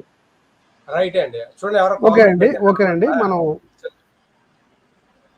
కామెంట్ పెట్టారు, నేను అది కూడా కామెంట్ కూడా పెడతాను మీద. రైట్, చూద్దాం కామెంట్. సంఘంలో శిరస్సుగా స్త్రీని ప్రభు ఎందుకు చేయలేదు? ఓకే, సంఘంలో శిరస్సుగా పురుషుని కూడా చేయలేదు. మీ సొంత వివరణ మాకు బైబిల్లో వాకు అర్థమే ఏమన్నా ఉంటే చూపిస్తాను. ఇప్పుడు వాక్యాన్ని చెప్పారు ఉంది, వివరణ ఇస్తాను. 4వ అధ్యాయం మొదటి వచనంలో మీకు ఆదికాండం 4వ అధ్యాయం మొదటి వచనంలో ఎవరు లిడ్స్ బ్రదర్కి చెప్తున్నాను ఆ విషయాన్ని. అక్కడ యెహోవా దయ వల్ల నేను ఒక పురుషుణ్ణి సంపాదించుకున్నాను అంటది. యెహోవా దయ వలన అనే పదం అవ్వమ్మ వాడింది, గమనించండి. అప్పుడే దేవుడు ఏదోని తోటలోంచి వెళ్ళగొట్టాడండి అవ్వమ్మని వెళ్ళగొట్టడం జరిగింది. మరి పిల్లలు కలిగినప్పుడు ఆమెకి పిల్లలు కలిగినప్పుడు యెహోవా దయ వలన, మరి యెహోవా దయ వలన ఎందుకు అనగలిగింది అవ్వమ్మ? ఎందుకంటే జీవం గల ప్రతి వానికి ఆమె తల్లి. ఇందాక విజయ్ కుమార్ గారు ప్రస్తావించారు, వ్యక్తీకరించారు. ఆమె అందరికీ తల్లి.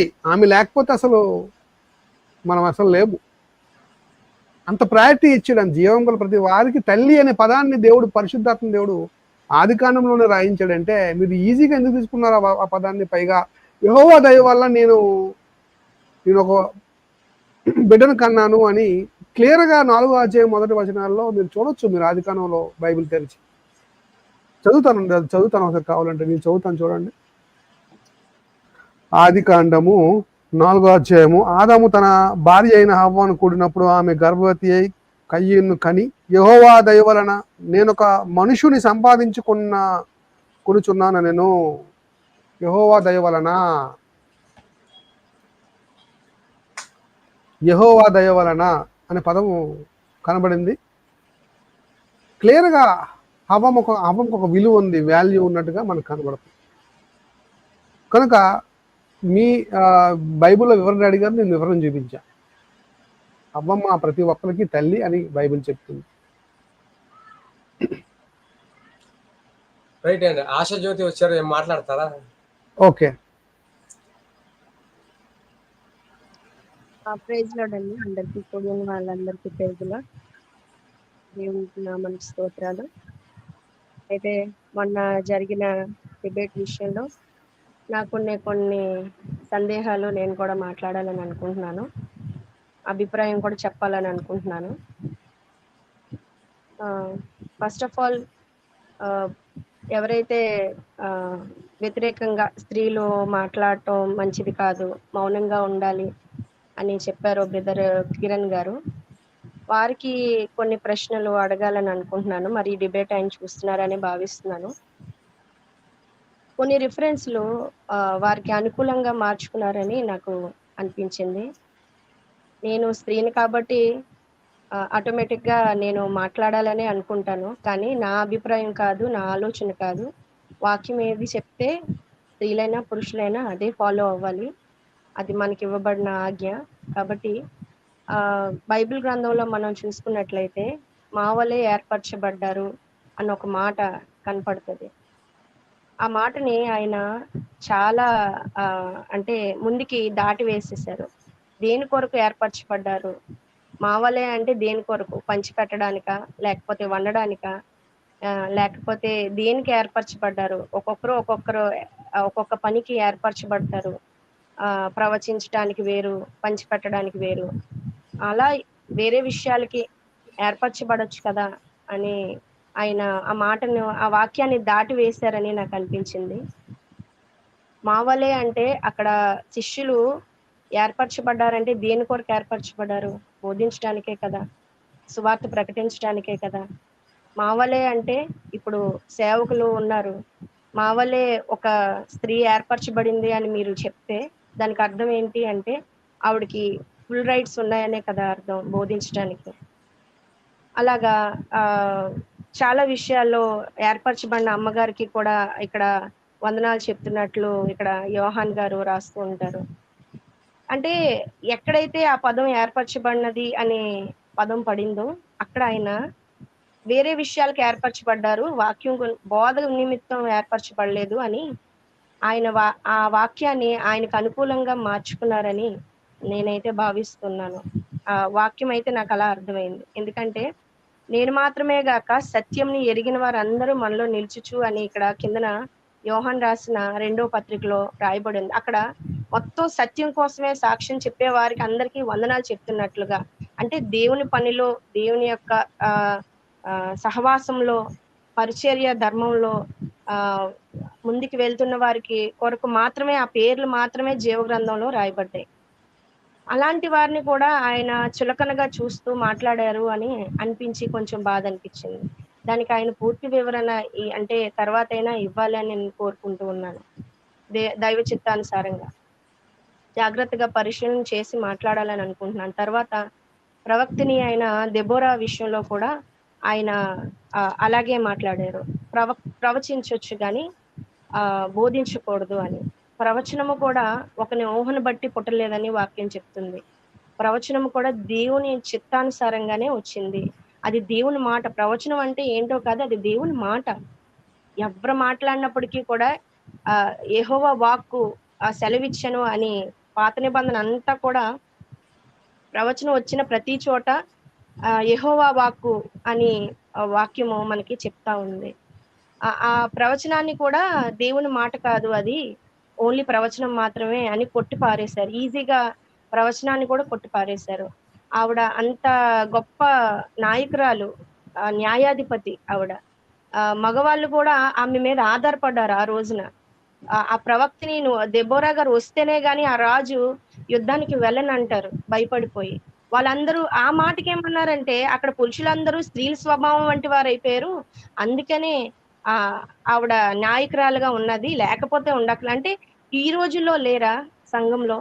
అంటే ఒక స్త్రీ ఉంది, ఒక సేవకురాలు ఉంది, వాక్యం నేర్చుకుంటది, సేవకుడితో పాటు శ్రమలు పడుతుంది, ఇబ్బందులు పడుతుంది, ఎంతో మందిని రక్షిస్తుంది, కన్నీరు కారుస్తుంది. మరి అంతకంటే వీక్ గా, అంటే ఆ సేవకురాల కంటే వీక్ గా ఉండే పురుషులు ఎవరు సంఘంలో లేరా? వాళ్ళకి వాక్యం చెప్పకూడదా? సేవకురాలు, సేవకుడు లేడు, సేవకుడు అనారోగ్యంతో ఒకవేళ హాస్పిటల్ బెడ్ మీద ఉన్నాడే అనుకుందాం, ఈ సేవకురాలు పాయింట్ సంఘాన్ని లీడ్ చేయకూడదా? ఏంటండి? ఈ పాయింట్ నేను అడిగాను. అడిగితే ఆయన అన్నారు, అయినా కూడా స్త్రీ చెప్పకూడదు, కావాలంటే ఏ పురుషులైనా లెగిసి చెప్పొచ్చట, కానీ స్త్రీ మాత్రం చెప్పకూడదు. సేవకురాలు ఎంత జ్ఞానవంతురాలైనా కూడా మాట్లాడకూడదు. అవును. పురుషులు ఎంత బలహీనులైనా, ఏమి మాట్లాడడం రాకపోయినా పురుషులు మాట్లాడాలి అన్నారు. ఇంకా మరి అంటే మధ్యలో ఆయన వాక్యాన్ని ఆయన వైపు అనుకూలంగా క్లియర్ గా మార్చుకున్నారని క్లియర్ గా అర్థమైందండి. ఎందుకంటే అక్కడ రాజే చెప్పేస్తున్నాడు, నువ్వు లేకుండా నేను వెళ్ళను, నువ్వు ఉంటేనే వెళ్తాను అని దెబోరాతో అన్నారు క్లియర్ గా. వాక్యం క్లియర్ గా మనకు రాయించారంటే మనం తెలుసుకోవాలని, అలాంటి ఆడవాళ్ళు కూడా ఉన్నారు అని మనం తెలుసుకోవాలి. ఆడవాళ్ళందరూ కూడా అలా స్ట్రాంగ్ గా ఉండాలి, బలహీన ఘటాలుగా ఉండకూడదు.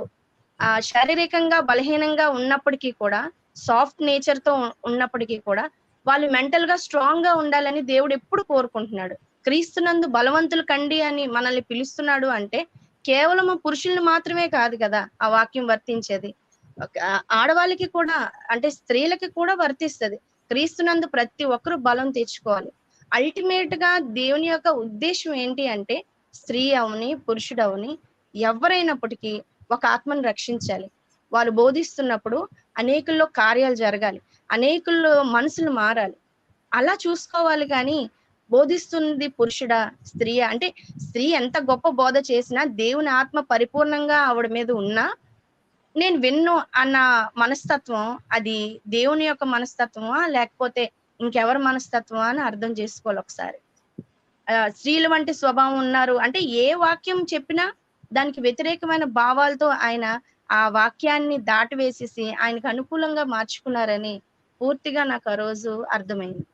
సో మీరు చాలా విధాలుగా ఇద్దరు కూడా చాలా విధాలుగా చెప్తూ వచ్చారు, చాలా రెఫరెన్స్లు చూపించారు. అయినప్పటికీ ఆయన యాక్సెప్ట్ చేయరు అనే అనుకున్నాను నేను లాస్ట్ వరకు, కానీ ఆయన అలాగే యాక్సెప్ట్ చేయలేదు. లాస్ట్ లో అనుకోకుండా కట్ అయింది ఆయన మాటలు చెప్పకుండానే.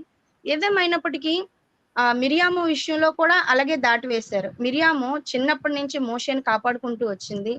మరి ఒక దైవజనుడు నిలబెట్టడానికి మిరియాం పడ్డ కష్టం మనం బైబిల్లో చదువుతాం. నీటిలో వదిలేసినప్పటి నుంచి తన తమ్ముడిని నీటిలో వదిలేసినప్పటి నుంచి కూడా కాపాడుకుంటూ వచ్చింది, వెంట వెళ్తూ వచ్చింది, కాపాడుకుంటూ వచ్చింది. దాదిని పిలుచుకొని రమ్మంటే మళ్ళీ సొంత తల్లినే పిలుచుకొని వచ్చింది. అలాగా మోషే తల్లి చక్కగా చిన్నప్పటి నుంచి సకల విద్యల్లో ప్రావీణ్యతను మోషేకి అందించింది, చక్కగా పెంచుకొచ్చింది. బానిసత్వంలో ఉన్నాం బాబు, మనం ఎప్పటికైనా విడిపించాలని దేవుని జ్ఞానంతో పెంచింది. ఆ తల్లిదండ్రులు ఇద్దరు కూడా యుకబేదు వీళ్ళిద్దరు కూడా ఎంతో బాగా మోషేని పెంచుకొని వచ్చారు. ఆయన ఇంకొక మాట అన్నారు, ఆయన ఏంటంటే ఆడవాళ్ళ ముందే డాన్స్ చేసిందంట, అక్కడ మగవాళ్ళు ఎవ్వరూ లేరంట. మనం ఎడారిలో నడిచేటప్పుడు మగవాళ్ళు ఎవరు లేరని ఈయన ఎలా అంటారు? అది అది అది కరెక్ట్ కాదు కదా. అంటే సైన్యాన్ని అంతటిని నడిపిస్తుంది పాటలతో, ఆ యొక్క వాయిద్యాలతో నడిపిస్తూ ఉన్నప్పుడు పురుషులు ఎవరు లేరని మీరెలా చెప్తారు? అక్కడ లేదు కదా, ఓన్లీ స్త్రీల సమాజం అది అని కేవలం అక్కడ లేదు. అన్ని అనుకూలంగా మార్చుకున్నారు ఆ వాక్యాలన్నీ కూడా. ఇంకో మాట ఏమన్నారంటే, నాకు చిన్నప్పటి నుంచి నా తల్లి నేర్పించింది, నేను నా తల్లి దగ్గరే నేర్చుకున్నాను. కానీ సంఘంలోకి వెళ్ళేటప్పుడు మాత్రం నా తల్లి నా దగ్గర నేర్చుకుంది. నేనే చెప్తాను వాక్యం. అంటే నువ్వు ఎవరి దగ్గర నేర్చుకొని చెప్తున్నావు? ఒక స్త్రీ దగ్గరే కదా. మరి స్త్రీని ఎందుకు అడగాలి నువ్వు? తల్లి మాత్రం స్త్రీ కాదా? చిన్నప్పటి నుంచి ప్రతి పురుషుడు ఎక్కువగా తల్లితోనే ఉంటారు. తండ్రి కంటే ఎక్కువగా తండ్రి డ్యూటీల పనో, లేదంటే సేవకుల పిల్లలైతే సేవకుడు సేవలోకి వెళ్ళిపోతుంటే ఎవరు నేర్పిస్తారు పిల్లలకి? ఎక్కువగా తల్లే కదా నేర్పిస్తుంది. మరి కేవలం ఆడవాళ్ళకి మాత్రమే నేర్పించాలి. పురుషులు ఎవరికి కూడా, కొడుకులకి ఎవరికి తల్లి నేర్పించకూడదు, కేవలం ఆడపిల్లలకు మాత్రమే నేర్పించాలి. ఇప్పుడు నువ్వు సంఘంలో చెప్తున్న వాక్యం ఎవరు నేర్పిస్తే నువ్వు చెప్తున్నావు? ఒక స్త్రీ నేర్పిస్తే చెప్తున్నావు. నీ మాటకి, అంటే మీ మాటకి మీరే వ్యతిరేక భావాలు ఇండైరెక్ట్ గా చూపిస్తున్నారని అర్థమైంది అనమాట. అలాగా చాలా విషయాల్లో వాక్యాన్ని వ్యతిరేకంగా మాట్లాడారని అనిపించింది. ఏదేమైనప్పటికీ వాక్యంలో మా వల్లే ఏర్పరచబడిన అమ్మగారికి వందనాలు చెప్పడం, సంఘాన్ని నడిపించే స్త్రీలు మనకు కనబడటం, అకుల్లా ప్రిస్కిల్లా విషయంలో కూడా ఆయన వాక్యాన్ని అలాగే తప్పు త్రోవ పట్టించటం నేను గమనించాను. అయితే ఇంకా ఇలాంటి సబ్జెక్ట్స్ రావాలి, అనేకులకి అవగాహన కల్పించాలి. స్త్రీ అని పురుషుడని దేవునికైతే భేదం లేదు. తప్పు చేసినప్పుడు ఎవరైనా దేవుని దగ్గర ఒకటే. బోధించేటప్పుడు కూడా దేవుని ఆత్మ అందరి మీద ఒకేలాగా ఉంటది. అయితే శరీర విషయంలో బలహీన ఘట్టాలు కాబట్టి స్త్రీలు పురుషుల్ని కొంచెం ముందుగా తీసుకొని, అంటే కొన్ని ప్రమాదాలు జరిగే ఇబ్బందులు ఉంటాయి కాబట్టి పురుషుడు జాగ్రత్తగా పురుషుల్ని దగ్గర పెట్టుకొని వెళ్తా ఉంటారు. అది తప్పు కాదు. అది జాగ్రత్తగా ఉండడం తప్పు అయితే కాదు నా ఉద్దేశ ప్రకారంగా. కానీ దేవుని మాటలు అయితే ఇలాగ ఉన్నాయని నాకు అనిపించింది. Thank you very much. Final words Vijay Kumar గారు చెప్తే మనం ముగించేద్దామండి ప్రోగ్రామ్ ని. రైట్ అండి, చక్కగా ఎవరి అభిప్రాయాన్ని వాళ్ళు చెప్పారు. కామెంట్స్ లో కూడా సహోదరి ఎవరో అమృత సంధ్య అంటే అమృత సాహిత్య సహోదరి ఎవరో చెప్తున్నారు, అన్నీ చదువుతున్నాం అన్నీ కూడానా? లేదండి, మీ అభిప్రాయాన్ని మీరు చెప్పారు, తప్పులేదు. కానీ మీకు ఆ విషయం తెలియాలండి, వాక్యాన్ని మేమేదో ఎవరో చెప్తే విని అంటే అండి సబ్జెక్ట్ పట్టుకొని లేదా థియరీ పట్టుకొని వచ్చి మీ ముందే మేము మాట్లాడలేదండి.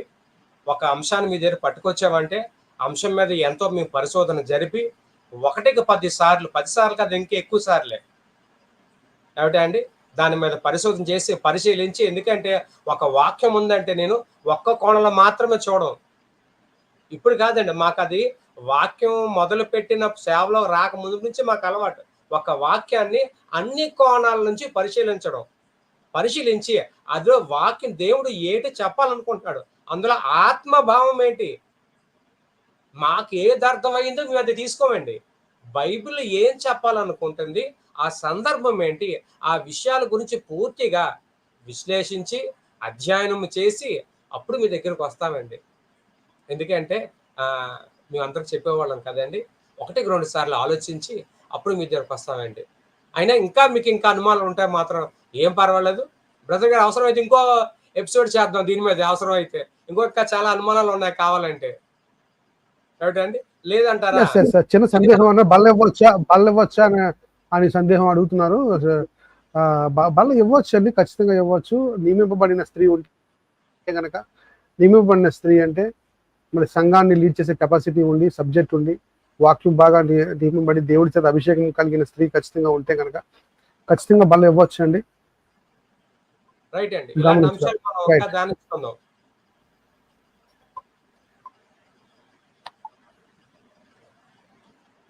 సరే అండి, మనం ఇక్కడతో ప్రోగ్రామ్ ని ముగించడం అనేది. థ్యాంక్ యూ అండి. ఇలాంటి కార్యక్రమాలు ఇంకా మేము ముందుకు తీసుకొస్తాం.